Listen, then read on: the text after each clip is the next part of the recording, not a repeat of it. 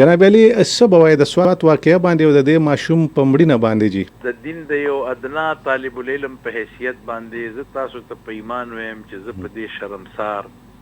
او شرمندگی محسوسوم چې دنیا په کوم ځای کې لاړه کوم ځای ته ورسېده په یورپ کې چرګه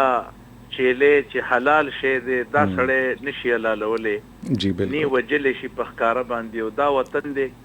چې په دې کې خدا نه خواسته هر ورځ چې دې سنه سمون ګورو حادثه کیږي او چونکې د دې نسبت دین ته دی او د دین تعلیمي او یا یو سړی د دین د استاد په نوم باندې یا په هغه نوم هغه لباده هغه چولې د جامع چولې د هغه ظالم چې دی دا شکار کوي او جی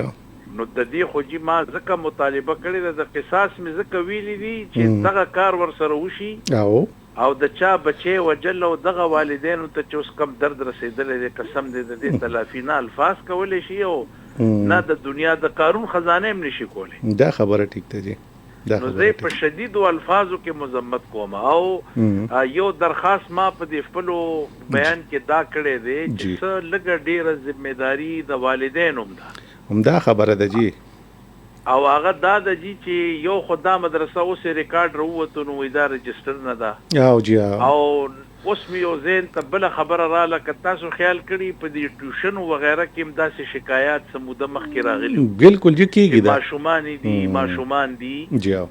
نو ما په محبت خان صاحب جماعت کې خلکو ته دا درخواست کړی و چې دومره تاسو مهرباني کوئ چې یو سړی هایر کوئ سبقونو دپاره د ټیوشن دپاره او جی مستند ادارې ته لاړ شئ مستند جماعت ته لاړ شئ او د یو عالم دین نه یې رای واخلئ یا هغوی نه مطالبه وکړئ چې موږ ته جي داسې څوک راکړئ چې زموږ وړو ته سبقونه وي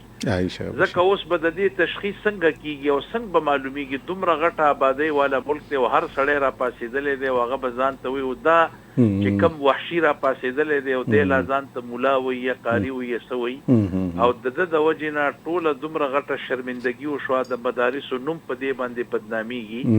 او زه خو هیڅ کله نشم برداشت کولی چې خدا نه زما خپل بچي دي په ایمان ما خپله په مدرسه کې حفظ کړی دی یو زوی مې کړی دی مدرسه کې سبق وایي جی جی نو خدا نه خواسته د دې دپاره د علماو د مدارسو د بدنامۍ دا باعث ګرځي او مونږ په یو صورت یوازې دا نه چې یاره د مدرسې په نسبت مونږ انسانان یو دا خبره ده جی او د دین په تعلیماتو باندې څوک پوه وي او هغه دعوه کوي او مونږ لا بیا ځان ته مسلمانان ویو او دا تصویر چې په مغرب کې زمونږ ځي او د عالمي دنیا یې ګوري چې خدایا ناس قرآن ته او ناس د ظالم بچی جماعت ته او په مدرسه کې او د لاسه وګوره یو بې ګناه او یو معصوم قتل شو